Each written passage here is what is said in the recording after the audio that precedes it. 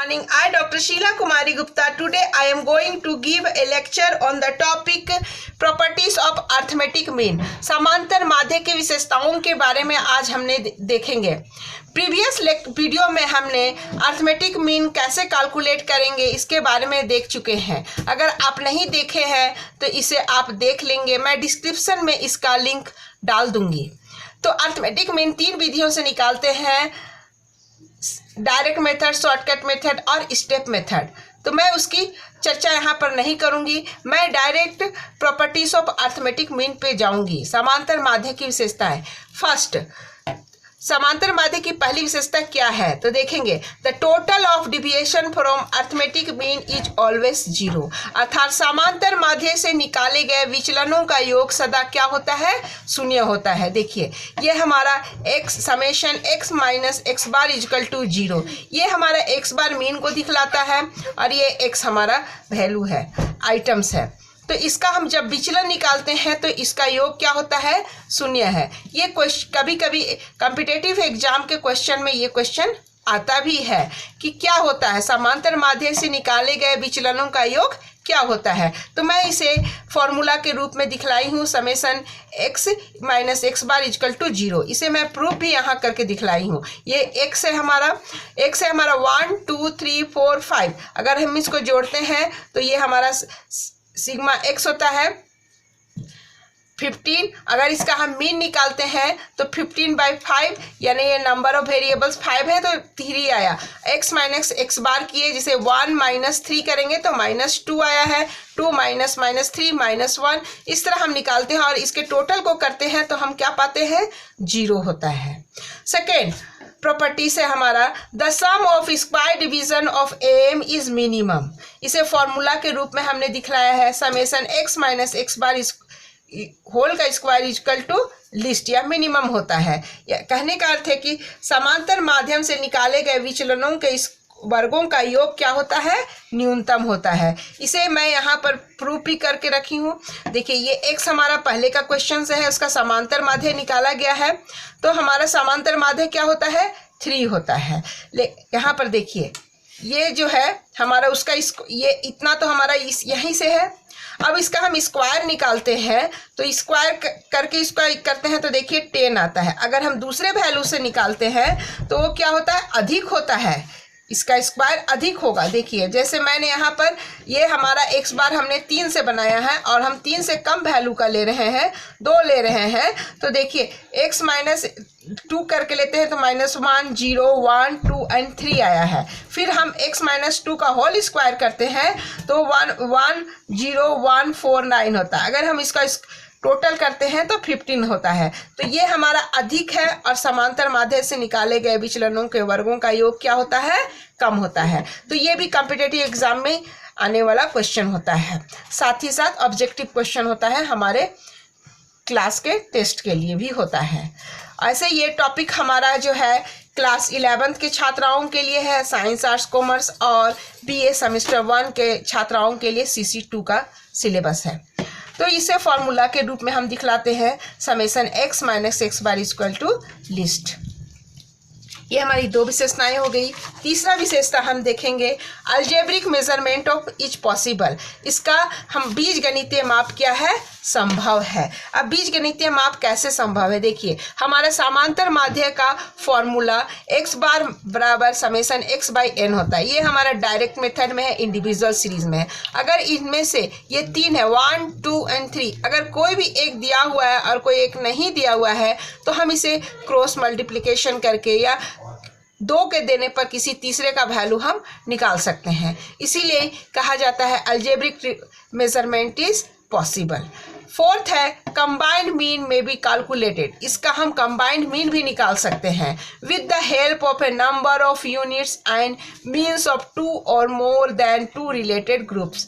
या 2 से अधिक जो है उसका हम लोग कंबाइंड मीन भी निकाल सकते हैं। कंबाइंड मीन के लिए फॉर्मूला हमारे जैसे 2 है हमारे पास, तो हम दिखाते हैं x बार इजकल x बार 1 2, ये 1 2 2 यूनिट है, उसके लिए है n1 x bar 1 plus n2 x bar 2 divided by n1 plus n2। अगर 3 रहेंगे तो इसी फॉर्मूला को हम लिखेंगे x bar 1 2 3 is equal to n1 x bar 1 plus n2 x bar 2 plus n3 x bar 3 divided by n1 plus n2 plus n3 हम लिखेंगे।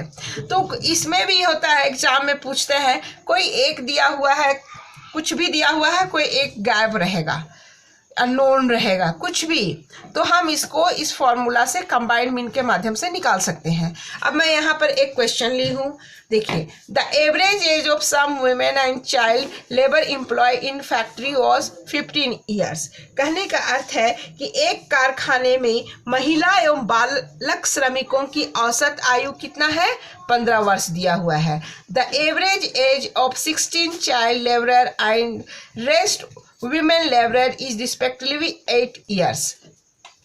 16 बालक श्रमिकों की औसत आयु 8 वर्ष और शेष महिला श्रमिकों की औसत आयु 22 वर्ष बताई गई है। इफ 10 women are married, इसमें से 10 महिलाएं क्या है, विवाहित हैं, out of women laborer, then find out the number of unmarried women laborer। तो हमें ज्ञात करने के लिए कह रहा है, अविवाहित महिला श्रमिकों की संख्या ज्ञात करने के लिए कह रहा है।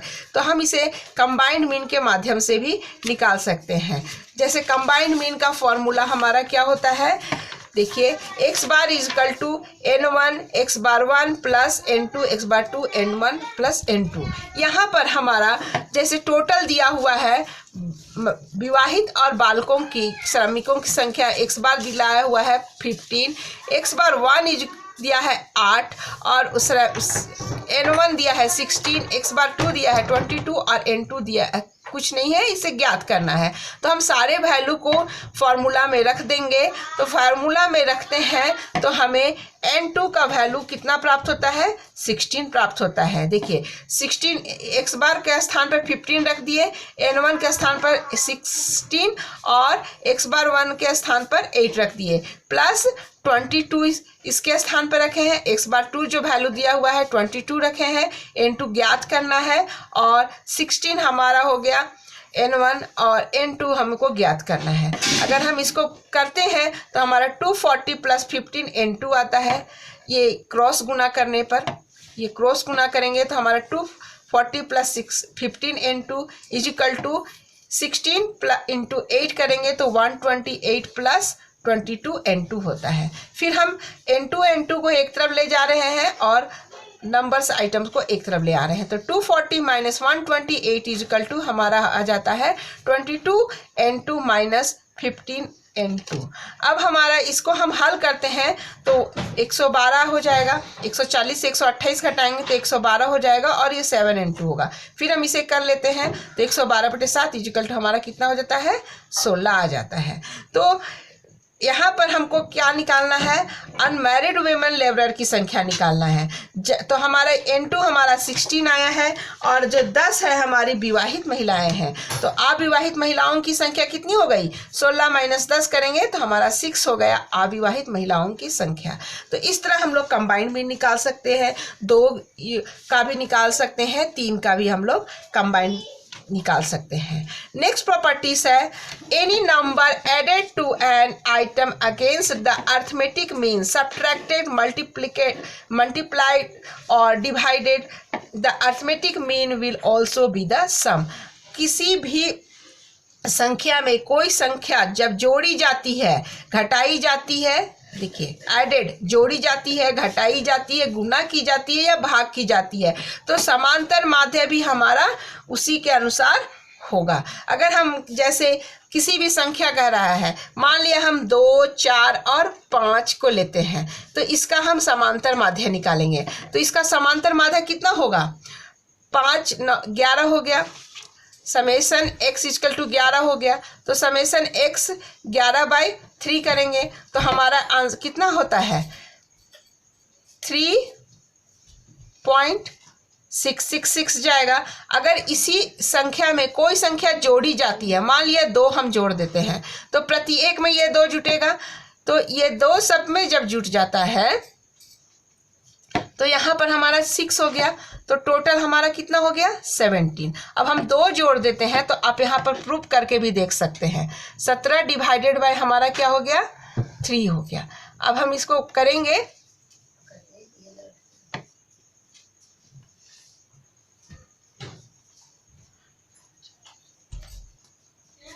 तो हम इसमें करने पर हमको ये जो अर्थमेटिक मीन में हम 2 जोड़े हैं, तो ये भी हमारा प्लस हो के आ जाएगा, यानी 5.6 आ जाएगा।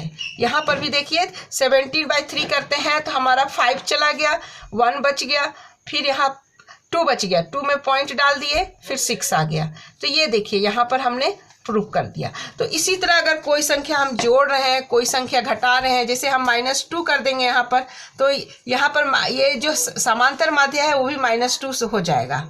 और अगर हम गुना करते हैं तो यह समांतर माध्य भी हमारा गुना हो जाएगा, और हम अगर भाग करते हैं तो हमारा समांतर माध्य भी क्या हो जाएगा भाग हो जाएगा। यानी समांतर कोई भी संख्या को जोड़ी जाए, घटाई जाए, गुना की जाए या भाग की जाए, तो हमारा समांतर माध्य भी उसी के अनुसार होगा। नेक्स्ट प्रॉपर्टी है हमारा, the arithmetic mean of the pair and differences of the term of the 2 categories will also be equal to the sum and difference of their arithmetic mean. कहने का अर्थ है जब हमारे सामने 2 जोड़े हैं ए और बी, अब इसमें अगर हम इन दोनों को जोड़ देते हैं या घटा देते हैं तो उसी के अनुसार हमारा समांतर माध्य भी हो जाएगा। जैसे यहाँ पर देखिए ए है, इसका हम टोटल करते हैं तो 350 हो जाता है। अगर हम उसका समांतर माध्य निकालते हैं तो 70 हो गया। 350 डिवाइडेड बाय अगर हम 5 कर जाते हैं तो हमें कितना होता है 70 हो रहा है। इसी तरह हम बी निकालते हैं तो बी का टोटल हम यहाँ 10 है, 20 है, 30 है, 40 है, 50 है, तो 150 होता है। इसे हम 5 से डिवाइड करेंगे तो हमारा 30 हो जाता है। तो अगर इन दोनों को अगर जोड़ा जाए या घटाया जाए तो हमारा समांतर माध्य भी उसी के अनुसार होगा। तो अब देखिए ए और बी हम दोनों को जोड़ दिए, कंबाइंड कर दिए, 350 और 150 500 हो गया।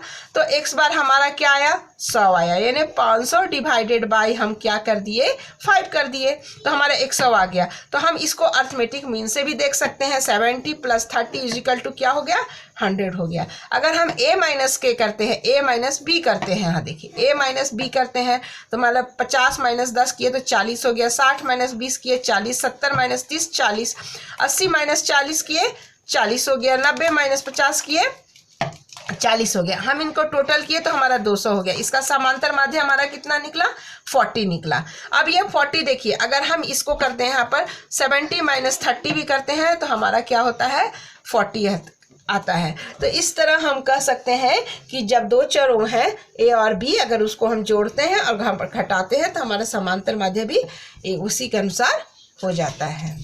नेक्स्ट हमारा this is easy to understand and calculate. समांतर माध्य की गणना करना और उसे निकालना बहुत ही आसान होता है।